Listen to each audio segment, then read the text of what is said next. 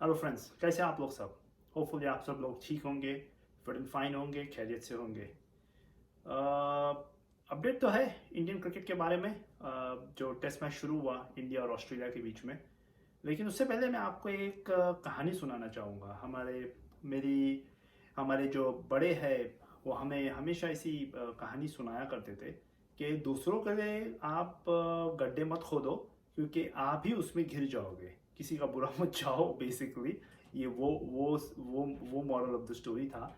लेकिन इंडिया ने पिच बनाया ऑस्ट्रेलिया को फंसाने के लिए, और उसमें ही ये फंस गए हैं अब। एक रैंक टर्नर बना इंदौर का पिच, जो पहले दिन से ही आप देखेंगे तो पिच एक्सप्लोड हो रहा है, टर्न हो रहा है, विशियस टर्न हो रहा है। और इंडियन बैट्समैन जो जो हमेशा से कहा जाता है कि इंडियन बैट्समैन स्पिन बहुत अच्छा खेलते हैं, लेकिन मुझे तो नहीं दिख रहा है लास्ट 3 साल से।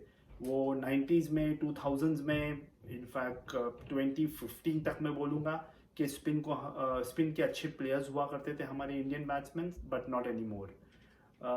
इन ऑस्ट्रेलिया ने कल बेहतरीन गेंदबाजी की है। उनके लेफ्ट आर्म स्पिनर जो है क्यूनमैन, उन्होंने 5 विकेट लिए, नेथन लायन ने 3 विकेट लिए और इंडियन बैट्समैन को धराशायी कर दिया। इंडिया ने टॉस जीता, पहले बैटिंग की, और स्टार्ट से ही जैसे ही सीम बॉलर्स मिचेल स्टार्क हो और या तो अपना कैमरन ग्रीन डाल रहे थे, वो जैसे ही चेंज हुए और उनके स्पिनर्स ने बॉलिंग डालना शुरू की, नेथन लायन ने और क्विनमैन ने, और तो पिच ने अपना जादू दिखाना शुरू किया। ये पिच इंदौर की तो है, जो मध्य प्रदेश में आता है, एक स्टेट है महाराष्ट्र में। बॉम्बे से यहाँ सॉइल मंगाया गया है टू मेक दिस पिच। तो एक मिक्सचर पिच बनाने की कोशिश की गई है और एक रैंक टर्नर बनाने की कोशिश की है जो इंडिया को हेल्प करे। वो ठीक है, लेकिन पहले दिन से ही अगर पिच ऐसा एक्सप्लोर होना शुरू हो जाएगी तो बैट्समैन को बहुत तकलीफ आएगी। लेकिन मैं ये कोई भी एक्सक्यूज देना नहीं चाहूँगा, क्योंकि इंडियन बैट्समैन को इसे नेगोशिएट करना चाहिए था। वो ऐसी पिचेस पे तो खेल के ही इंटरनेशनल क्रिकेट तक पहुंचे होंगे, but Indian batsman completely fail हुए, और ये पहली बार नहीं है। रोहित शर्मा आई थिंक एक अलोन बैट्समैन है जो 3 साल में एकदम कंफर्टेबल लगे हैं इंडियन पिचेस पे, टर्निंग ट्रैक्स पे। कल वो जल्दी आउट हो गए।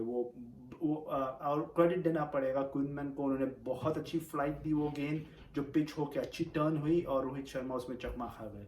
शुभमन गिल जो बहुत अच्छे लग रहे थे, जो केएल राहुल की जगह पे आए थे, and I was pleased to see Shubman Gill in the side in place of Rahul. वो अच्छा स्टार्ट किया, अच्छे दिख रहे थे, एग्रेसिव इंटेंट था, लेकिन उन्हें एक बहुत अच्छी गेंद आ गई। और उनके डिफेंस में ये कहना पड़ेगा कि वो गेंद पिच होके जो शार्प टर्न लिया, उसमें वो चकमा खा गए और एज दे बैठे स्लिप में। उसके बाद सबसे बड़ा डिसअपॉइंटमेंट जो मुझे लगा वो चेतेश्वर पुजारा का था। चेतेश्वर पुजारा को सीरियसली अभी अपनी गेम के बारे में सोचना पड़ेगा। उन्हें ये सेकंड चांस मिला है। बांग्लादेश में उन्होंने सेंचुरी मारी थी, लेकिन उनका भी ट्रेंड ऐसा दिख रहा है कि एक इनिंग खेलने के बाद वो 5 या 6 इनिंग लगा देते हैं एक अनदर बिग स्कोर करने के लिए। कल का जो मैच था, ये पिच उनके लिए टेलर मेड थी, क्योंकि वो सौराष्ट्र से खेलते हैं और उन्हें ऐसी पिचेस पे खेलने का बहुत अनुभव होगा।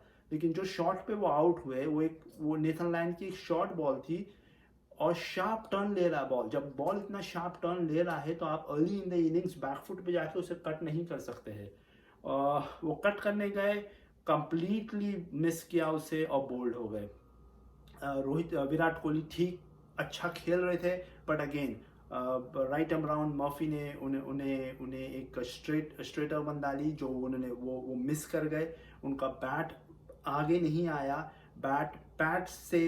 पैट से ही वो फ्लिक करना चाहते थे, वो एरिया से मिस किए और गेंद पैट पे गई। और आप जब डीआरएस अवेलेबल है तो ऐसे डिसीजंस बैट्समैन के अगेंस्ट ही जाते हैं, क्योंकि अगर राइट आर्म राउंड भी अगर ऑफ स्पिनर डाल रहा है, उसने स्टम्प्स की लाइन में बॉल रखा है, तो बैट्समैन का बचना मुश्किल है अगर बैट नहीं लगा है तो विराट कोहली के जाने के बाद उम्मीद थी कि हमारा लोअर ऑर्डर जो इतने दिनों से अच्छी बैटिंग करता आया है और 3 इनिंग्स को संभालता आया है, वो कुछ करेगा, बट कल वो भी फ्लॉप हो गए। जडेजा को ऊपर भेजा गया, जो मेरी समझ से परे था।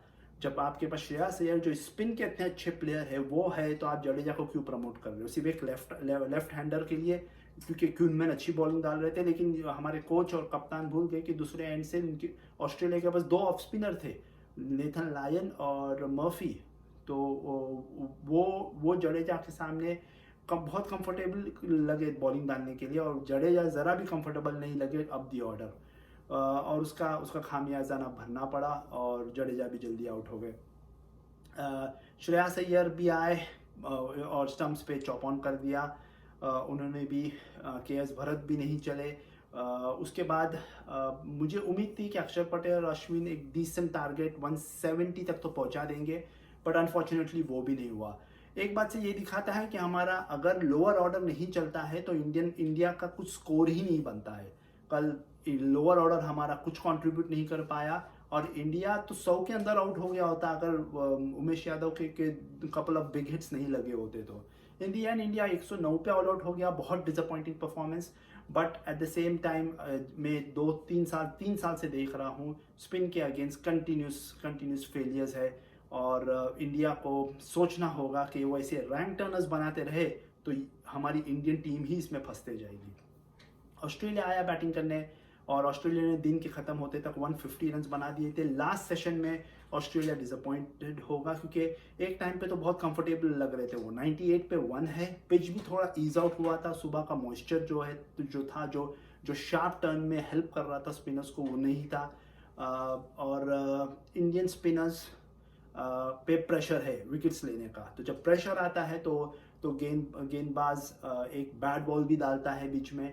लेकिन जडेजा उनकी तारीफ करना होगी, उन्होंने इंडिया को गेम में अभी भी रखा हुआ है, उन्होंने 4 विकेट लिए हैं, और वो दूसरे प्लेयर बने हैं जिन्होंने इंटरनेशनल क्रिकेट में 5000 रन और 500 विकेट ले लिए हैं इंडिया की तरफ से। कपिल देव हमारे ग्रेट ऑलराउंडर, वो एक प्लेयर थे जिन्होंने इंटरनेशनल क्रिकेट में ओडीआईज और टेस्ट क्रिकेट मिला के 5000 रन और 500 विकेट्स प्लस लिए थे, और जडेजा ने सेकंड इंडियन बने हैं जिन्होंने 5000 रन और 500 विकेट्स लिए हैं इंटरनेशनल लेवल पे। उस पर तो इतना ध्यान नहीं गया होगा सबका, अब ये रिकॉर्ड पे मैच पे ही फोकस होगा। आई होप इंडिया एक कोलैप्स कर सके ऑस्ट्रेलिया का, क्योंकि यहाँ से अगर ऑस्ट्रेलिया 100 रन और ऐड कर देता है तो इंडिया का ये मैच में वापस आना बहुत मुश्किल लग रहा है। इंडिया को आज कोलैप्स कराना होगा ऑस्ट्रेलिया को, 200 के विदिन ही उन्हें आउट करना होगा, और आज बहुत अच्छी बैटिंग करनी होगी। इतना याद रहे कि सेकेंड इनिंग्स में पिच और डिफिकल्ट हो जाएगी खेलने के लिए। अप एंड डाउन वेरिएशन शुरू हो जाएंगे पिच में, बाउंस कंसिस्टेंट नहीं रहेगा, और शार्प टर्न के साथ जब बाउंस इनकंसिस्टेंट रहता है स्पिनर्स का, it is very difficult to play. पूरी नज़रें रहेंगी अश्विन और जडेजा पे, वो इंडिया को जल्दी आज विकेट्स दिला सकते हैं या नहीं।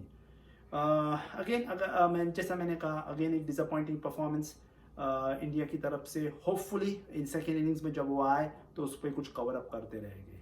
तो सेकेंड डे का जो भी डिस्कशन है दोस्तों, वो कल करते हैं, और मैं यही उम्मीद करता हूँ कि हमारे इंडियन गेंदबाज इंडिया को आज पहले सेशन में मैच में रखेंगे। तो फिर मिलते हैं कल, और तब तक के लिए आप अपना ध्यान रखिए, और मेरी तरफ से सबको गुड बाय।